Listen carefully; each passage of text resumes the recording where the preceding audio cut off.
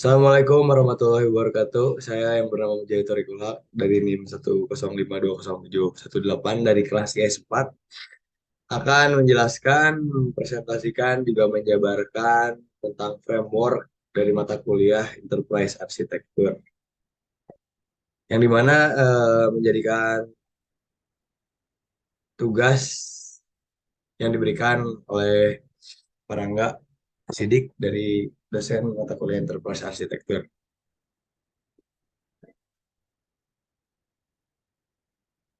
Di sini ada beberapa pembahasan dari interpretasi arsitektur yang akan saya jelaskan. Yang pertama, apa itu interpretasi arsitektur atau yang bisa disingkat juga EA.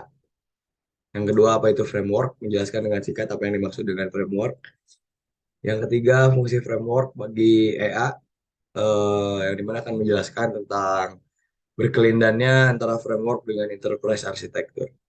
Jenis-jenis framework, menjelaskan jenis-jenis framework pada interpretasi arsitektur dan juga cara penggunaannya dan juga cara pengimplementasiannya dari framework-framework tersebut. Langsung saja ke penjelasan yang pertama, apa itu interpretasi arsitektur. Interpretasi arsitektur merupakan perancangan proses bisnis dan teknologi pada setiap perusahaan atau bisnis yang kemudian diintegrasikan guna mencapai tujuan tertentu yang sudah direncanakan. Jadi pada dasarnya ini adalah konsep fundamental ya, konsep yang jadi dasar bagaimana bisnis dan setiap bagiannya berjalan secara terintegrasi sehingga bisa melakukan proses efektif untuk mendapatkan hasil. Lalu ini ada beberapa manfaat interpretasi arsitektur.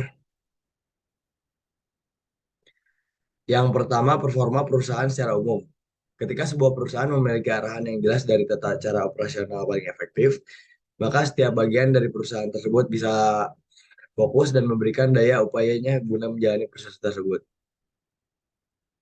Jadi ketika sebuah perusahaan memiliki arahan yang jelas dari tata cara operasional yang paling efektif, maka setiap bagian dari perusahaan tersebut bisa fokus dan memberikan daya upayanya guna menjalani proses tersebut. Jadi hmm, suatu hal yang dikerjakan tidak akan terdistract oleh hal-hal lain dan terfokus dan tertuju dengan tujuan yang dituju. Yang kedua, meningkatkan daya saing dan ketangkasan bisnis. Dengan performa yang terus meningkat, maka daya saing perusahaan juga akan maksimal.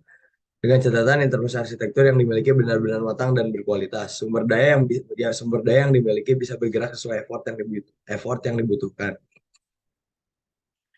eh, Manfaat dari interpretasi arsitektur yang kedua ini bisa membuat daya saing dan juga ketangkasan bisnis menjadi lebih piawai dan juga mahir.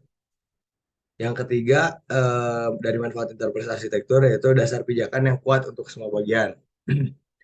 Jadi, memiliki fondasi yang kuat merupakan hal penting untuk sebuah perusahaan agar dapat berkembang dan terus tumbuh.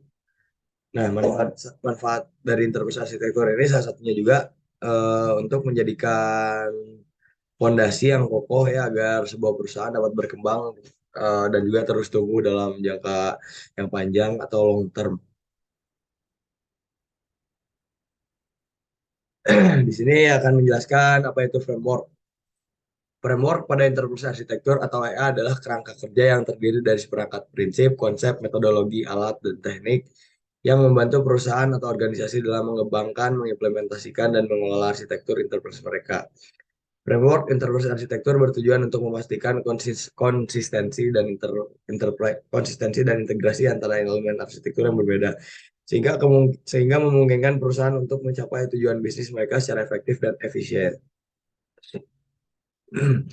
Fungsi framework bagi interpretasi arsitektur. Penerapan sistem dilakukan agar mendapatkan keselarasan dengan kebutuhan bisnis. Sehingga penting bagi suatu organisasi dengan skala tertentu untuk melakukan untuk melakukan pengembangan atau sistem yang dimiliki bahkan akhirnya menjadi sistem yang kompleks. Interpretasi arsitektur atau EA adalah pendekatan terstruktur untuk menguraikan setiap kebutuhan sistem sehingga dapat digunakan untuk merancang dan mengembangkan sistem yang kompleks agar menjadi lebih sederhana gitu. Nah, jadi pendekatan terstruktur untuk menguraikan setiap kebutuhan sistem ini sehingga dapat digunakan untuk merancang dan mengembangkan sistem yang kompleks menjadi sederhana. Ini seperti penyederhanaan ya agar tidak terlalu kompleks gitu. Nah, dalam memodelkan itu arsitektur dibutuhkan penggunaan framework. Dengan adanya framework memudahkan developer merancang serta mengembangkan sistem. Dikarenakan tahapan-tahapan, metode atau struktur logis yang telah disediakan oleh framework tersebut ada seperti Zahman Framework, TOGAF, FEAF, dan juga TEAF adalah beberapa dari banyaknya jenis framework yang dapat digunakan untuk memodelkan suatu enterprise arsitektur. Penulisan ini bertujuan untuk mengeksplorasi pemahaman beberapa enterprise arsitektur, framework, serta penerapan salah satu framework dalam pemodelan enterprise arsitektur.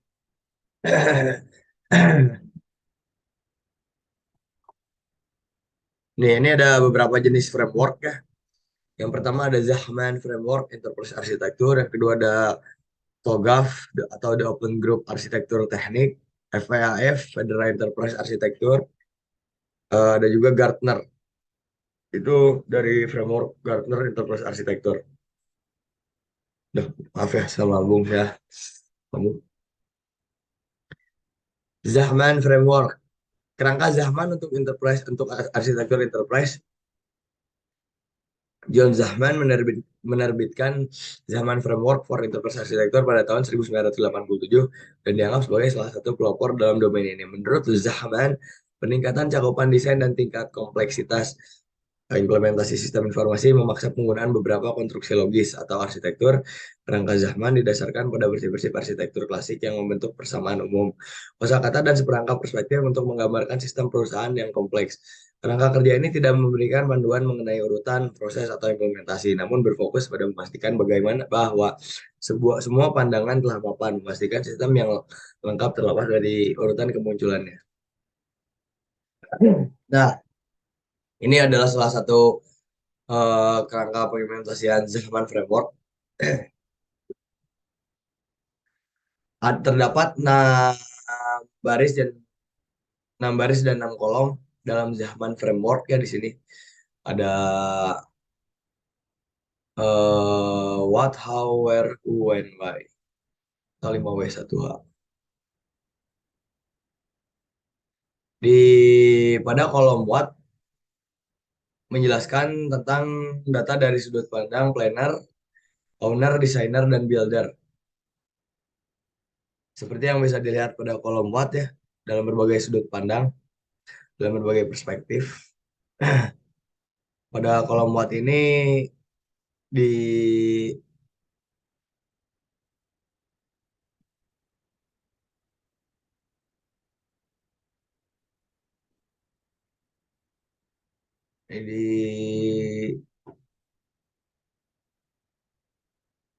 role planner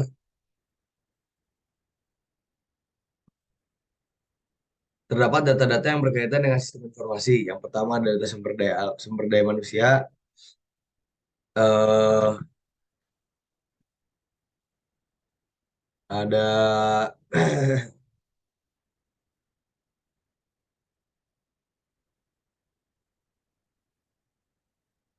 bentar saya sambil melihat juga ini sebagai belajar. Data-data yang berkaitan dengan sistem informasi, yang pertama ada data sumber daya manusia, terus ada data inventaris juga pada role planner.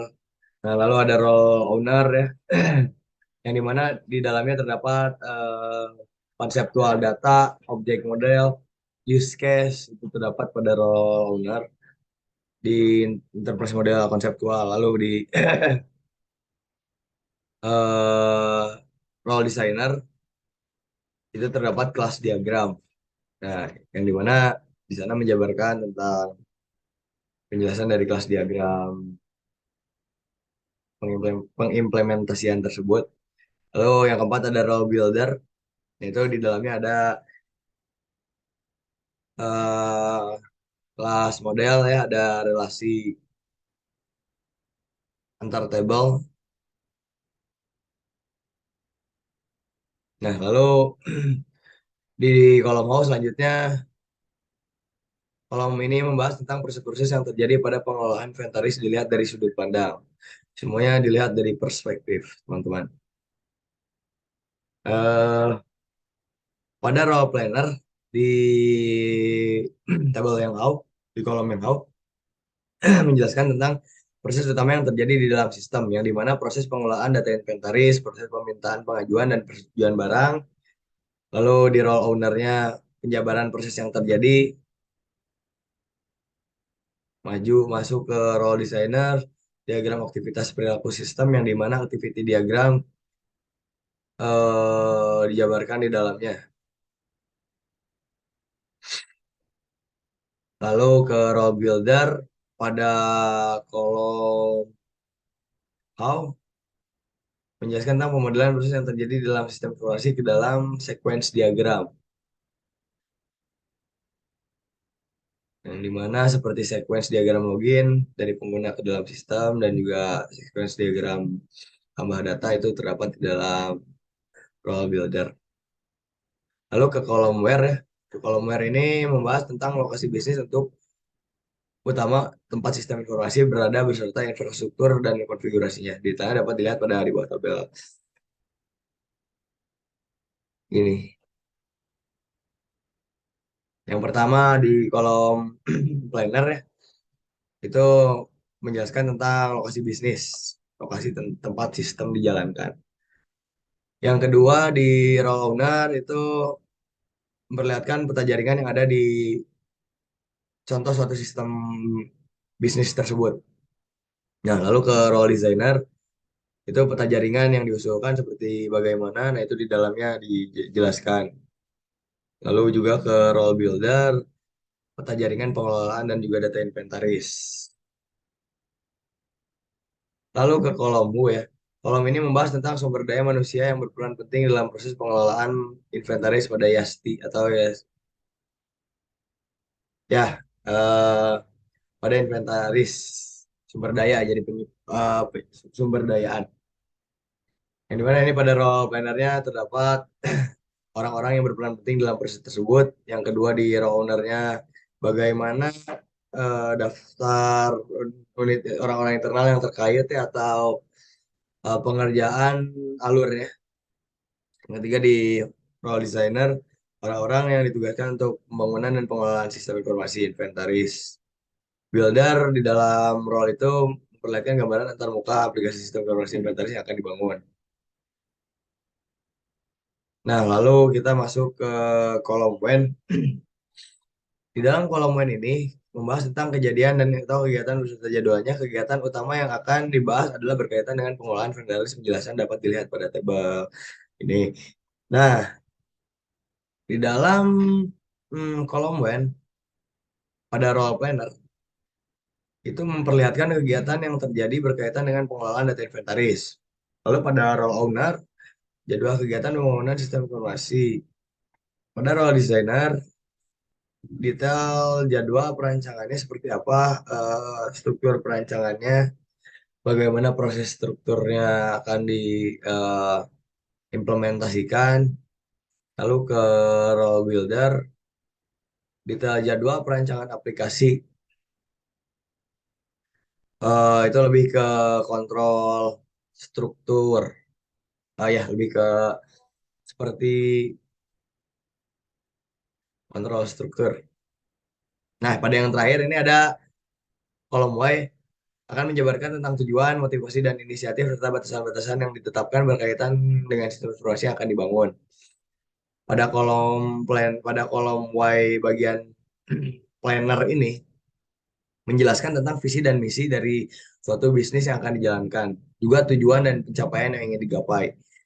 Nah, di role owner kolom Y itu memperlihatkan tujuan yang diharapkan dengan adanya sistem informasi baru. Begitupun desainer di mana batasan-batasan atau aturan yang diterapkan dalam proses perancangan sistem. Juga pada role builder aturan-aturan yang digunakan dalam pembuatan aplikasi. Lalu kelebihan Zahman Framework ya. Ini mungkin saya jelaskan secara singkat. Memungkinkan para arsitek sistem untuk memahami dan mengelola perspektif yang berbeda dari suatu sistem informasi. Menyediakan kerangka kerja yang kuat untuk mengembangkan dan membangun sistem informasi yang lebih efisien dan efektif. Yang kelima, contohnya kelebihan Zahman Framework ini memastikan bahwa setiap elemen dalam sistem informasi memenuhi kebutuhan bisnis dan tujuan organisasi. Adapun kekurangan dari Zahman Framework Itu seperti terlalu kompleks dan mungkin sulit dipahami oleh orang awam atau orang yang tidak berpengalaman dalam arsitektur informasi. Tidak memberikan panduan yang spesifik untuk mengembangkan sistem informasi. Nah, ini ada beberapa jenis dari, bentar ya, gue pencet. Penjelasan dari Toga Framework atau The Open Group Arsitektur Teknik akan saya jelaskan juga secara singkat. Adalah sebuah framework yang dikembangkan oleh The Open Groups Architecture Framework pada tahun 1995. Awalnya TOGAF digunakan oleh Departemen Pertahanan Amerika Serikat, namun pada perkembangannya TOGAF banyak digunakan pada berbagai bidang seperti perbankan, industri manufaktur, juga pendidikan. TOGAF ini juga digunakan untuk mengembangkan PA di mana terdapat metode dan tools yang detail untuk mengimplementasikannya. Hal inilah yang membedakan dengan framework EA lain, misalnya framework Zahman. Salah satu kelebihan menggunakan framework TOGAF ini adalah karena sifatnya fleksibel dan sifatnya juga open source. Nah, ini gambaran dari TOGAF arsitektur, bisnis, application, data, dan teknikal. Empat hal yang menjadi fundamental juga pada TOGAF framework. Nah,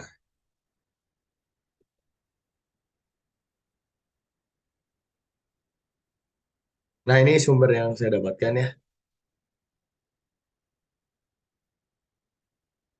dari Transistem, penjelasan framework dari decoding.com.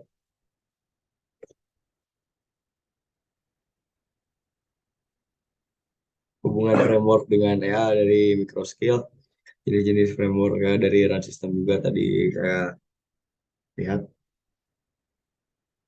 dan juga apa itu framework biasanya saya lihat dari WordPress Mbak Anissa Mufidah. Mungkin sekian penjelasan tentang jenis-jenis framework dan bagaimana cara pengimplementasiannya yang bisa saya jelaskan. Mohon maaf jika banyak kekurangan karena kekurangan datangnya murni dari saya dan saya belum minum air mineral. Cukup sekian, terima kasih. Assalamualaikum. Salam dari Binjai. Guys, ya. Yo, ya Chan. Gaji kau ya.